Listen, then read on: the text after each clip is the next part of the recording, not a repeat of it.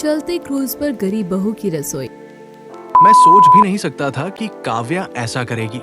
और मैं यकीन नहीं कर पा रही थी कि हमारी आंखों के सामने यह सब हो रहा है। अगर इस क्रूज पर कुछ हो जाता तो क्या होता?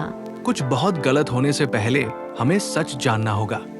आइए जानते हैं मानवी की पूरी कहानी। एक छोटे से कमरे में बीमार माँ शारदा खांस रही थी। उसकी बेटी मानवी चूल्हे पर काढ़ा बना रही थी। मानवी बोली, माँ जल्दी पी लो। भगवान करे आराम मिल जाए। ये थोड़ी सी बारिश क्या होती है, सर्दी जुकाम खांसी। शारदा बोली। बेटी कब तक मेरी सेवा करेगी? शादी कर ले। मानवी बोली, आप ही मेरी दुनिया हो माँ, मैं आपको छोड़कर कहीं नहीं जाऊंगी। अच्छा, गर्मा गर्म काढ़ा पी लो, फिर मैं नारियल का तेल और कपूर पीसकर तुम्हारे हाथ पाँव की मालिश कर दूं। मानवी ने माँ की मालिश की, उनके हाथ पांव दबाए। और इस कपूर से मैं अच्छे से सांस भी ले पा रही हूँ।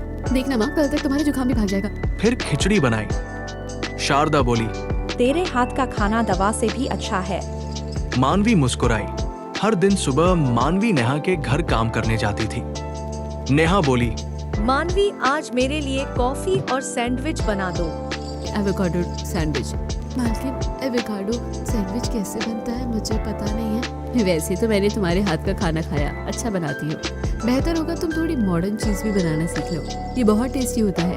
भीम तुम्हें बता देगा। एवोकाडो वही रखे हैं, उसका बाहर का छिलका उतार कर उस एवोकाडो को मैश कर लेना, उसमें कुछ ब्लैक पेपर सॉल्ट डाल देना, फिर ब्रेड पर लगाकर टोस्ट करके ले आना। ठीक है मालकिन।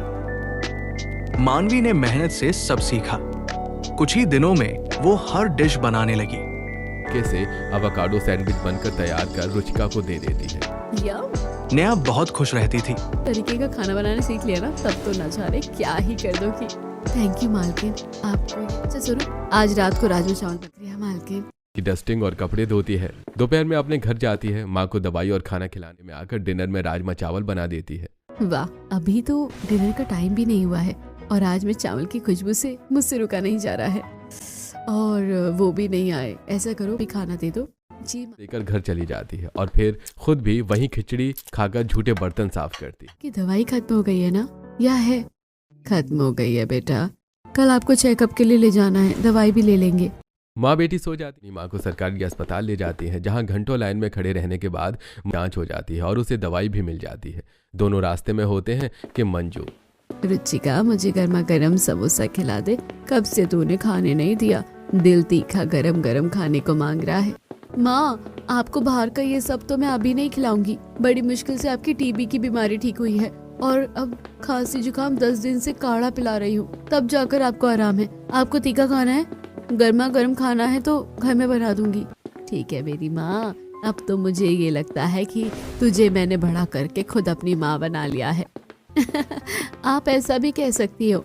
घर जाते जाते आलू और राशन की दुकान से मैदा सूजी ले लेती है और अपनी माँ को समोसे, चाय और उपमा बनाकर देती है। पहले समोसे का स्वाद लेती है और फिर गर्मा गर्म उपमा का। मेरी प्यारी बच्ची, तूने तो मेरा दिल खुश कर दिया। ये तीखे चटपटे समोसे और उपमा खाकर बहुत अच्छा लग रहा है, वरना कड़वी दवाइयों से मेरा बुरा हाल था। आपको पता है, मेरी मालकिन भी मेरे हाथ का खाना खाकर बहुत खुश हो जाती है। खुश तो होगी ही, आखिर मेरी बेटी इतना अच्छा खाना जो बनाती है। अब तो बस तेरी शादी तय हो जाए, तब जाकर मुझे चैन आएगा। शादी वादी की बातें शुरू कर दी आपने। मेरा आधा दिन खत्म हो गया, मैं मालकिन के घर जा रही हूँ। हाथ का बनाया चटपटा नाश्ता खाकर मालकिन के घर जाती है, जहाँ को अपने कमरे में झाड़ू लेकर सफाई के लिए भेजती है। तब देखती है कि अलमारी खुली है और एक आदमी खिड़की से बाहर जा रहा था और उसके हाथ में कोई नेकलेस बॉक्स। मानवी ने चोर पकड़ लिया। उसने गमले से चोर को मारा। कमरे में ऊपर आती है। चोर चोर चोर, तेरी हिम्मत कैसे हुई मेरी मालकिन के कमरे में खिड़की से आने की और चोरी करने की? तुझे तो मैं नहीं छोड़ूंगी। ये भगवान, चोर लिया। मैं पुलिस को फोन करती हूँ, इसे जाने मत देना। चोर जाने की भीख मांगता है, लेकिन दनादन उसे मारती है और पुलिस चोर को पकड़ के ले जाती है। हाँ, भगवान का लाख लाख शुक्र है। चोरी क्या कर रहा था वो पता नहीं मालकिन, लेकिन चोर ये वाला बॉक्स ले जा रहा था। मैंने इसे खोला नहीं है अभी तक, आप खुद चेक कर लो। नेहा बोली, तुमने मेरा लाखों का हार बचाया। भी नहीं है, तुम कितनी अच्छी हो, इसलिए तो मुझे तुम्हारी ईमानदारी पर और यकीन होता है। मानवी बोली, मुझे समझ नहीं आ रहा। अरे मालकिन, ये तो मेरा फर्ज था। वैसे भी मैंने उसे देख लिया था। तुम्हें चोट वगैरह तो नहीं आई ना? नहीं नहीं मालकिन, मैं बिल्कुल ठीक हूँ। अब मैं अपना काम करती हूँ। कुछ दिन बाद नेहा को अपने चाचा विनोद का फोन आया। विनोद बोले। आशुतोष के लिए लड़की नहीं मिल रही। नेहा बोली, मुझे एक बहुत अच्छी लड़की पता है। आता हूँ। ठीक है चाचा जी, ऐसी लड़की मुझे जैसी ही मिलेगी मैं आपसे दोबारा कांटेक्ट करूंगी। नेहा बोली, मुझे एक बहुत अच्छी लड़की पता है। आता हूँ। ठीक है चाचा जी, ऐसी लड़की मुझे जैसी ही मिलेगी मैं आपसे दोबारा कांटेक्ट। आपको पता है ना, संस्कारी गुणी लड़की से रौनक का कुछ नहीं होने वाला। वैसे भी उसकी गर्लफ्रेंड है, वो भी मॉडर्न। आज मैं उसी से बात कर लेती हूँ, उस लड़की से शादी के लिए पूछ लेगा। चलो तुम्हारे बेटे से मैं भी बात कर लेते, बहुत चुप चुप सा। आशुतोष उदास था। क्या हुआ बेटा, हम तो तुझसे बात करने आए थे, लेकिन तेरी आंखों में से आंसू हैं। सब ठीक तो है ना? अच्छा, तू जिस लड़की से शादी करना चाहता था उसके पेरेंट्स से हमारी बात तो करा। हम तुम दोनों की शादी की बातें कर लेते हैं।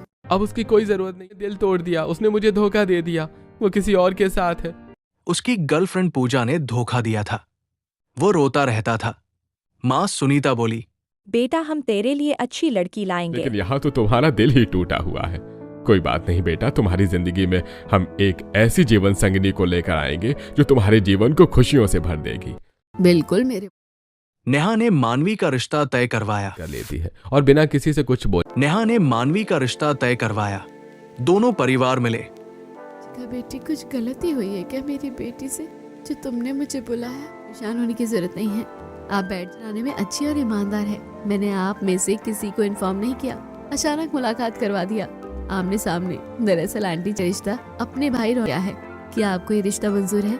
चाचा चाची जी, आप दोनों भी आपस में बात। मानवी ने खाना बनाया। सब खुश हो गए। रिश्ता पक्का हो गया। बेटी के लिए इतना अच्छा परिवार ढूंढा और वो भी इतने बड़े परिवार में जा रही है। मुझे तो यकीन नहीं हुआ आप मेरी गरीब बेटी को अपना रहे हैं। अरे नहीं नहीं, हमारे लिए अमीर गरीब जैसा कुछ नहीं, चिंताएं छोड़ दीजिए, वो हमारे घर में खुश रहेगी। क्यों जी? कुछ ही दिनों में शादी हो गई। मानवी दुल्हन बनकर ससुराल आई। गृह प्रवेश हो। घर में गरीब बहू आ ही गई। बताइए माँ जी, आपको क्या मिला? हाँ माँ, भैया ने एक गांव की गवार लड़की से शादी कर ली, वो भी इतने गरीब जो हमारे मैच के भी नहीं। नौकरानी भी थी। भाई, आपने एक नौकरानी से शादी कर ली? देवरानी जी, अब आपके ऑफिस में क्या ही इज्जत रह जाएगी। चुप करो तुम तीनों, तुम्हें शर्म नहीं आती? बहू का गृह प्रवेश हो रहा है और तुम ऐसी बातें करें। मैं तुम्हारा डिसीजन ले क्या? और हमें नहीं फर्क पड़ता बहू कहाँ से आई, चाहिए थी संस्कारी वाली, वो हमें मिली। हमें इस बात की खुशी है। वो बड़ी बहू, तुम तो समझदार हो। तो ससुर विनोद ने कहा, आज से ये हमारी बेटी है। लेकिन काव्या और रिया जलने लगी। रानी भी हो। पायल, फिर कभी ऐसी बात मत करना। अब घर में तुम्हारी इज्जत हुई, मेरी जिम्मेदारी है। सानिया, तुम लोगों को अलग से चिट्ठी लिखूं? तब तीनों माफी मांगते हैं, थके सो जाते हैं। पहली रसोई में मानवी ने खीर बनाई। पूरे घर में खुशबू फैल गई। सब तारीफ करने लगे।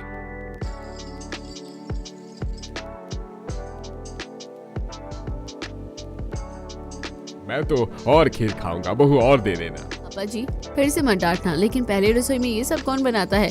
देसी छोले चावल पूरी। भाभी, आप कुछ अच्छा सा पिज्जा पास्ता जैसा कुछ बना देती। मैंने भी अपनी पहली रसोई में थोड़ा सा ही सही, लेकिन नूडल्स बनाए थे तो बहुत बनाना चाहिए था ना भाई। मेरा ये सब खाने का बिल्कुल भी मन नहीं है। रात का खाना खाकर अच्छा लग रहा है। मैं जानता हूँ आप वो भी अच्छा बनाओगी। अगर नहीं आता तो 4-5 दिन में आप सीख लो, फिर बना देना। ठीक है देवर जी, मुझे एवोकाडो सैंडविच बनाना आता है। अगर घर में होगा तो मैं अभी बना दूंगी। तो सैंडविच बनाकर सबको देती है, सब ये खाकर खुश हो जाते हैं। वाह भाभी, सच में ये तो बहुत टेस्टी है, ये भी बनाना आता है। थैंक यू भाभी, अब मैं 2-3 सैंडविच खाकर अपना पेट भर लूंगी। सच में ये खाकर तुम्हें सरप्राइज। तुम बहुत अच्छा बनाती हो, आशुतोष बोला। मानवी शर्मा गई। धीरे धीरे उसने पिज्जा, पास्ता, मोमोज सब सीख लिया। घरवाले और खुश हो गए। काव्या की जलन बढ़ती गई। यहीं से शुरू होती है असली कहानी। क्या मानवी सब सह पाएगी? क्या उसे इंसाफ मिलेगा? ये जानने के लिए सुनिए नेक्स्ट पार्ट। आगे क्या होगा?